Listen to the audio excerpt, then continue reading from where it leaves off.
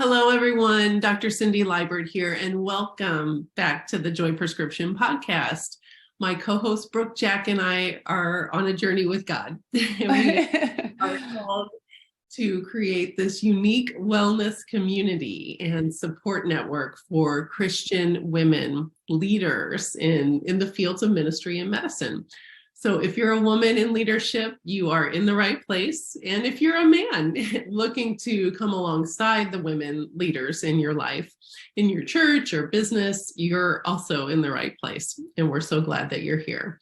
We especially want to reach out to women leaders or aspiring leaders in the fields of ministry and medicine. So that's vocational ministry, pastoral staff, missionaries, spiritual directors, lay leaders, anyone in the business world, entrepreneurs, nonprofit leaders, and also physicians, nurses, nurse practitioners, PAs, other medical professionals, mental health professionals, life coaches, and of course, aspiring leaders. We really want to come alongside you and support you.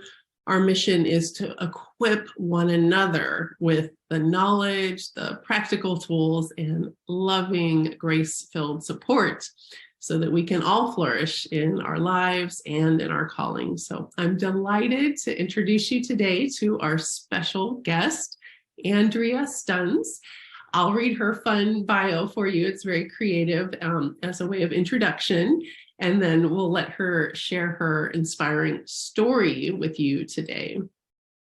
So Andrea Stunz is a Christ follower from the age of 7, a wife of a miraculous 34 years, a grateful mom to 3 amazing adult children, a genuinely blessed mother-in-law, and a ridiculously proud grandmother to 5 with 2 more on the way. Having lived in Brazil, Asia, and the UK, along with multiple addresses in the US, Andrea is a well-traveled Texan who finds joy in her family, grace in her friendships, confounding beauty in survival stories. She seeks purpose in every sunrise and wonder in her travels and banks on the immeasurable hope in Colossians 1:17. She is a counterphobic Enneagram 6-wing 5. We'll definitely need you to explain that. An empath and a nurturer. She serves others in mentorship and as an editor. Andrea currently lives in Kansas in an almost 100-year-old beautiful house of stories with her husband and 2 doodle dogs. Me too. I have 1, well, actually 2 doodle dogs too. So welcome, Andrea. We're so glad that you're here. Oh, thank you. Thank you so much for having me. I'm humbled and honored to partner with you in this amazing ministry. What you do pairs so well with my heart. Mm-hmm. In multiple ways, but in the way of natural medicine, natural health, the path to becoming healthy naturally, but also in ministering and encouraging leaders and others. So thank you so much for being here. And I know you have quite a story to share, and one that I know our listeners, many of our listeners, can relate to. A big part of your past journey was trauma that you've journeyed through, and that's affected your physical health, and you've been able to heal or on a healing path for sure, emotionally, spiritually, mentally, physically. So I'd love to share your story with others. First, just clue us in on your ministry. Who do you serve? So I because of past trauma, I feel more safe just ministering mostly to women, but I do love mentoring engaged couples who are about to be married. Because of my marriage story, if I could help an engaged couple start out with a better path than we had almost 35 years ago, that would just give me so much joy. It just gives me so much joy. So to help engaged couples, I also am a mentor for married couples who either are healthy or need to be, desire to be healthier, because I think because of my marriage story, which we may get into, we may not, but I'm kind of on my third marriage to the same man. And each way, each, it just has to be different every time, even if we stay with the same person, there are markers in that story that okay, like we have to do things differently now. So it's almost like a new marriage. And so what I can offer through mentoring is maybe a different vantage point, a different point of view for moving forward in a new way. So I was going to say, I know that you're certified as an Enneagram coach. I'd love for you to explain. Yeah. So Enneagram is fairly well received, but it is a controversial tool. And I do think it's just a tool. It's a lens through how we can learn and discover more about ourselves and each other. I call Enneagram the language of empathy, because as I've learned the different types and studied and grown in myself, it was a big marriage help from my husband and I to like, oh, you're not a jerk. This is just who you are. I get it. Like, I get why you've done things. And he's like, oh, I get why you do that. So it's a very empathetic way to see one another. A tool, a personality tool, but it just explained, like, when I fought Enneagram for a long time, which is very normal for a 6, where 6s are very skeptical, very like, I don't know about that. That's kind of our mentality of questioning everything. We question everything. Is it the investigator? Is that like no, the 6 is the loyalist. Okay. So we are pretty much committed, almost to a fault at times if we're not healthy. But the commitment that we bring to the table, the loyalty that we bring to the table is a gift. And it's been a gift to my marriage. My husband and I are good right now. So anything that I say that might sound negative is a past thing. So we're in a good place right now. But I told him, like, man, if I would have been an 8, we would not have survived. Like, if I would have been anything besides a 6. That's the clear, right? So anyway, and plus I have a family background of stubbornness. So I think I'm just stubborn enough to say, nope, I'm sticking with this. I'm going to do it. Oh, so the counterphobic part, you mentioned the counterphobic part. I'll touch on that real quick. So the counterphobic part. So in a 6, there's a counterphobic 6 and a phobic 6. So the counterphobic 6 is me. And I will push against fear. Like, nope, I'm going to do this. I'm going to buckle down, and I'm going to go against, I'm going to go against it, and I'm going to push in. I'm going to lean into the fear. Now, a phobic 6 would be more inclined to back away from the fear. So you're brave. Very brave. 6s have to be courageous. Let me put it that way, because we have to fight our fears 24/7. Wow, so insightful. Yeah, thanks for sharing that. You're a mentor. You walk alongside women that have had trauma, especially around relationships. You do some premarital counseling, and you bring Enneagram, the personality tool, into your Right. And I may not use the Enneagram word, but I can use my Enneagram knowledge and insight to understand who I'm working with better. You mentioned counseling. I'm not a counselor. So, I'm mentoring. I am very much an alongside you kind of person. I don't typically offer counsel or even advice. I'm like, I just want to walk with you.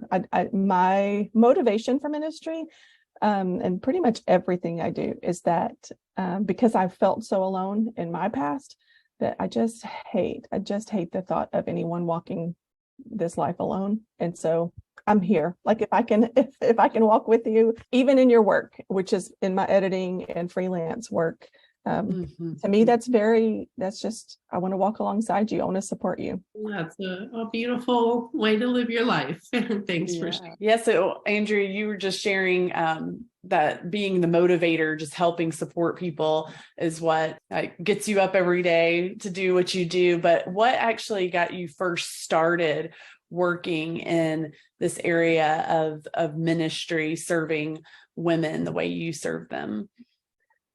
Well, so I've been a part of the church forever, since I was 7. I've always loved the church. I've always loved serving in the church. My husband and I did a lot of mentoring and marriage mentoring before our marriage started falling apart.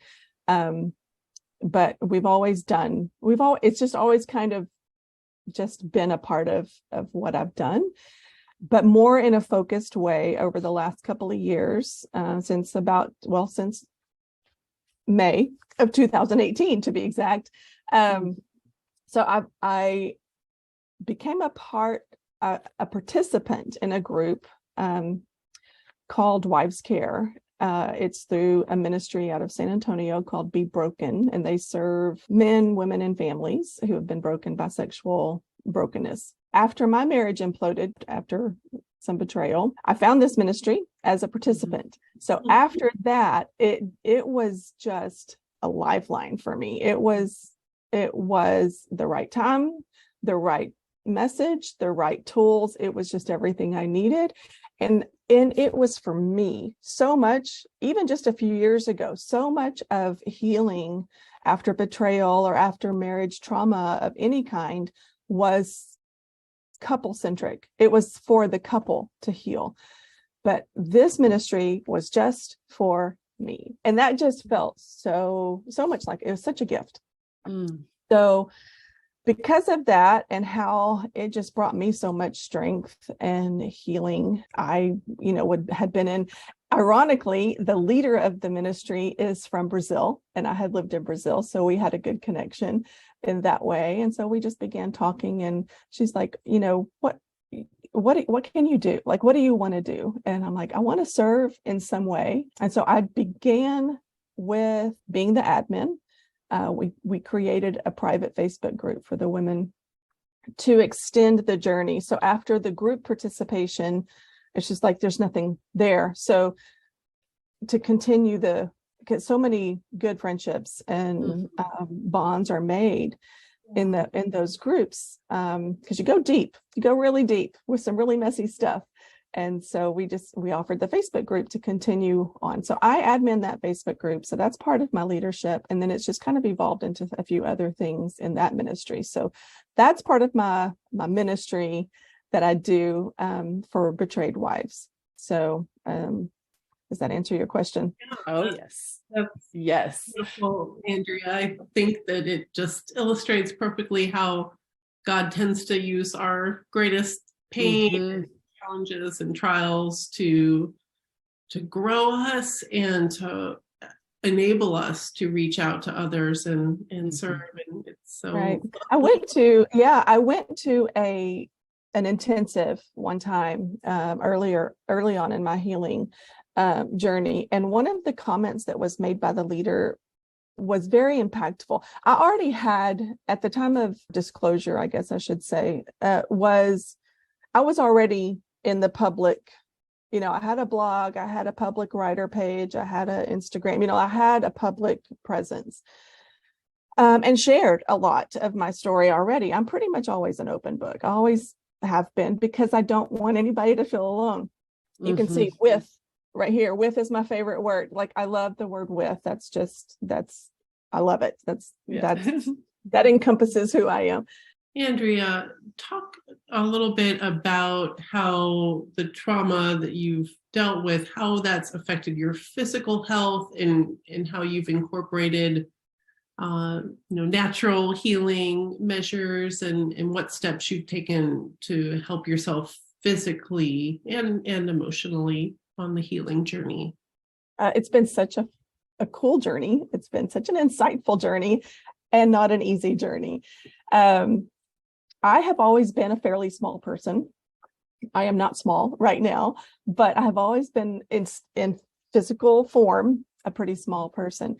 But when I entered into the land of trauma, some other things came out as well, which is typical.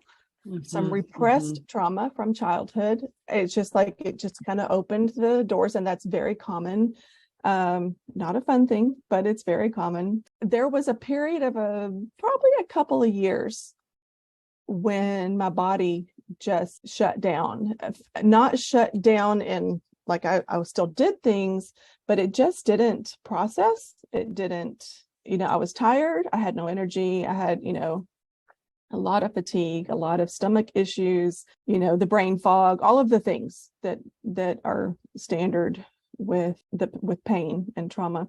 So I gained, I ate my emotions, where some people who go through this, don't eat.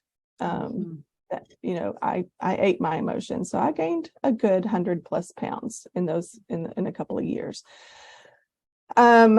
The gracious part of that is I can now look back and say, thank you, Fritos and Bean Dip, for keeping me alive.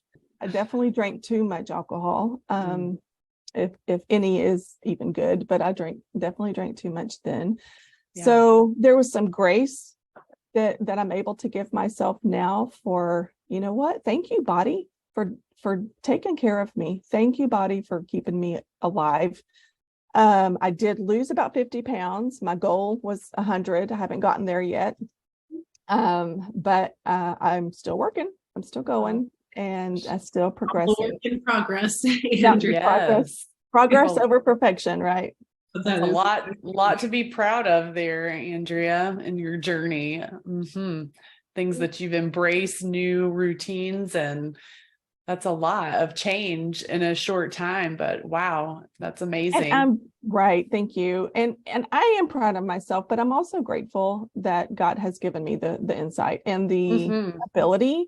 I was in a good enough place mentally to tackle the physical.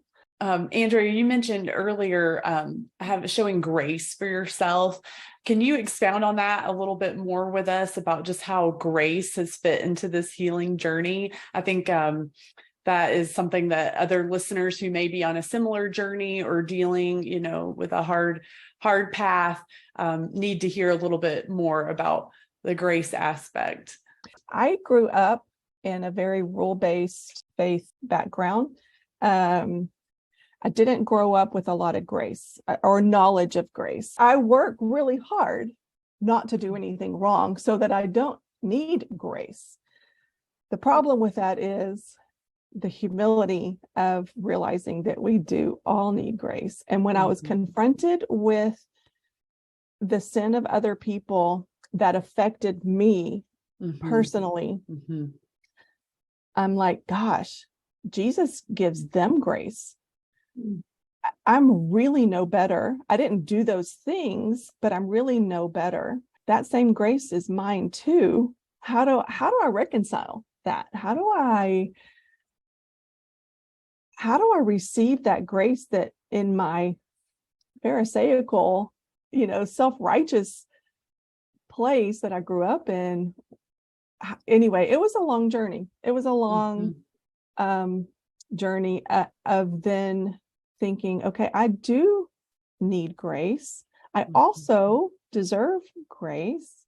And if God, I don't deserve grace, but you know what I mean? Like Jesus wants to give me grace. That's right. The way of deserving, not that I deserve. So that didn't come out right. But so grace was important for me to receive, but also to give myself. I have a friend who is an author, and she wrote a book called Try Softer. And it just impacted me in that I was working so hard. I was working so hard, and I was white knuckling my hurts and my pains and my traumas. And I'm like, what if I just give myself grace to let go and breathe and receive the grace that God wants to give me? Because one of the things that I learned in that journey was, I'm constantly trying to I asked my sisters one time. I have 3 sisters, so there's 4 girls in my family, no brothers. Fun. So yeah, it's great. I have amazing sisters. But I told them, I said, did y'all realize that I'm a people pleaser? And they were like, no, duh. I'm like, why didn't you clue me in? Like, why didn't you tell me? So I said, but in the same vein, I thought, I am working so hard to please God when God is just saying, you please me. Right. Rest in that. Rest in my pleasure. Yeah, I created you. I love you. You don't need to strive so hard to please me. You are pleasure to me. So anyway, there's just so much grace in that. And then I could take that and give myself the grace too of, last year, I mentioned I lost, 50 pounds. I was in Thailand for 2.5 months. I was, doing I got completely out of my routine, gained a little bit. And I'm like, you know what? There's grace. I can't always do it right. I can't always do it right. I can do my best. I can work hard and try, but I can try softer instead of just constantly trying harder. I call myself a thriver instead of a survivor because I just love the word thriving rather than just surviving. So yeah. Did I answer your question? Yeah, that's really great just to bring up that part of being able to receive the grace of God in our journey and not put up the wall. I think it's easy to get trapped in the shoulda, coulda, woulda narrative, but we have to realize, like what you've realized, you were journeying into new territory, something that you did not expect, a path did not expect to walk down. So you're figuring it out along the way, and you're not going to know exactly everything to do just right every single moment, every single decision. Yeah. So there's got to be rule book for this. Right. There's no rule book for this journey, right? Yes. So receiving that grace is important, to realize that, hey, you're figuring out, you're navigating this, you're walking with God. I'm sure Emmanuel is probably one of the names of God that just like grips your heart so deeply. Yeah. God with us. And so, thank you for sharing about how grace fit into your healing journey. Well, thank you for letting me share. I don't know if I've shared this with you, Andrea, but I through my creativity, God speaks to me, and I came up with an acrostic, JOY, for the joy prescription. In your story just reminded me of that. So the J is because I'm a striver and a fixer too. I'm always trying to troubleshoot and fix things. That's part of what makes me a good doctor. But the J, he helped me realize that the first step is surrender. Just be still, the J, just be still, breathe, sit in his presence and just be. That sounds so simple, but it was revolutionary to me. And then the O being just open to new possibilities, to his grace, to whatever he's doing currently, what he's infusing into my life. And then the Y is saying yes. Just having the courage and braveness to say yes and to take that step in faith. So thank you. And that's honestly is why I've been drawn to what y'all do, because to what you do, because it does fit with my outlook and perspective and journey to joy. So we're so glad that you're a part of our community. Share a little bit more about how your experience, your Christian faith, how that is woven into the work that you do to mentor women. So I think because I came from such a rigid, rule-based, judgmental, and I'm saying that about myself. That is my faith background. I don't have any issues. I do have spiritual trauma, but I don't blame, I don't place blame on, I think the church, just like most of us, we react to culture, we react to different things. And I think the church reacted. And so I like to say that the church needs therapy too. So, So, there's grace, right? There's grace in that. Did we get hurt along the way? Absolutely. Some of us did. But it's a messy journey, isn't it? Messy journey. And it's a messy journey because we're all human. Anyway, are there wounds? Are there deep wounds? Yes. But at the same time, I think the pain that I've endured and the trauma that I've walked through, it just gives me such a compassion for the pain of others, because I just like, there was one situation another part of our story that I don't think I said, but as we lived in an RV for about a year or so, really nice RV. It was a nice life. We weren't roughing it. In Utah, in the mountains, it was amazing. But there was one situation where there was some domestic violence, and I just remember thinking, I want to go to her and say, I believe you. I believe you. And I think that's what a lot of us need. We just need someone to say, I believe you. I believe you. I believe this hurts. I believe this sucks. I believe, that's the empathy in it. And I think because of my empathetic strength, it's not always good. It's not always valuable, but right. Sometimes our biggest strengths are our hardest weaknesses. But I don't know. I just have a lot of compassion for the pain of others. And I think I can just go alongside them in that and be a me too. Sitting on the couch in the living room, even on Zoom, I feel like that's kind of my mentality, is just kind of let me sit on the couch with you. Let's have a cup of coffee and chat. Awesome. Well, Andrea, we want to hear what would be the top 3 tips that you would share with other women facing a hard path to healing. Okay, so this is a good one, and one that I love a whole lot, because God gave me these 3 benchmarks when I first started sharing about my betrayal journey, and they've lasted. So in a nutshell, it's be kind, be healthy, and glorify God.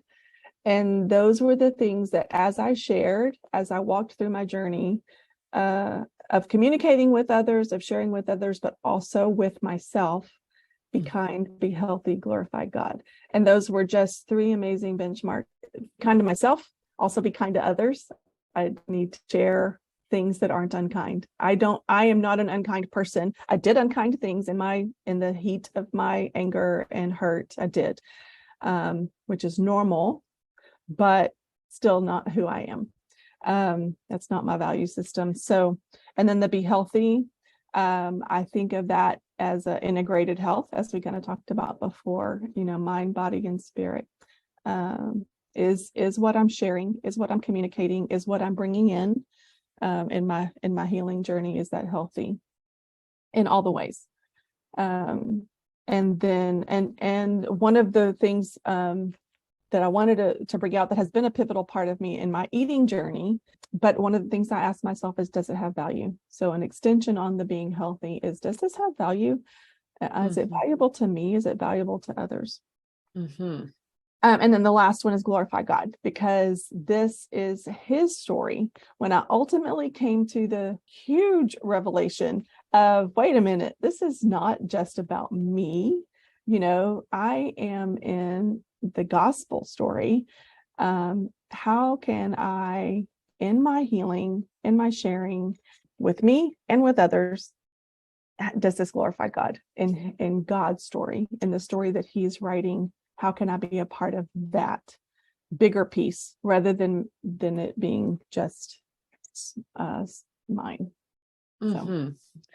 Yeah. And I think you mentioned when we had spoken before about a prayer that you often pray in relation to glorifying God, which was, Lord, help me to be willing to fill in the blank. Is that still something that you? Absolutely. Okay. Absolutely. Yeah. That was from one of my therapists, a trauma therapist early on. I've been in trauma healing from betrayal trauma for about 10 years now. So but intensely for about 5. So, but early on in the 5-year section, she was not a believer, but she told me about how she stopped smoking, and she would say, Lord, help me be willing to not smoke this next cigarette, or to, smoke 2 instead of a pack, or whatever. And so I just kind of took that and I thought, okay, I like that. Like, it goes further than just saying, Lord, help me to be willing. Help me to be willing to, make that appointment, or to eat healthy foods today, or, admit that I need help in an area. Yeah. That's so good. That is really good, because it's amazing what God will do when we just give him our yes. Right. And just say, I'm willing to go, send me, or, whatever it may be, whatever circumstance or situation, but just that willingness and open heart of surrender. Right. Yeah. Thank you so much for sharing your story, Andrea, for being vulnerable and brave, just put your story out there for other women. I know many of us can identify with some aspect of your story, whether it's absolutely unhealthy behaviors, struggling with addictions to food or alcohol, or any kind of trauma or betrayal. You've gone through a lot of pain and suffering, but have come out on the other side, and able to share some pearls of wisdom with us, and some tips and encouragement. I think your story is very powerful, and it's beautiful to see how God is redeeming all the pain and suffering, and helping you to transform. So love if you want to, right? That's what it's about. Trauma or no trauma, we're all about, this life is just sanctification, transformation to redemption, and we're going to get there. Yes. Just keep trying softer, right? Great title of your friend's book.